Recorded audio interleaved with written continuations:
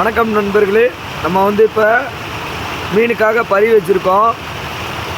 நான் இதுக்கு முன்னாலேயே நிறைய வீடியோ போட்டிருக்கேன்.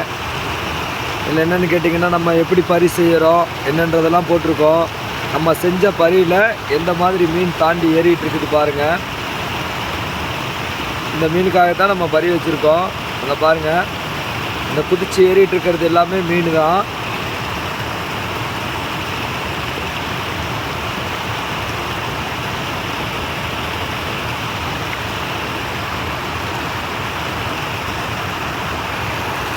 இதை பசங்க வேடிக்கை பார்த்துட்ருக்காங்க.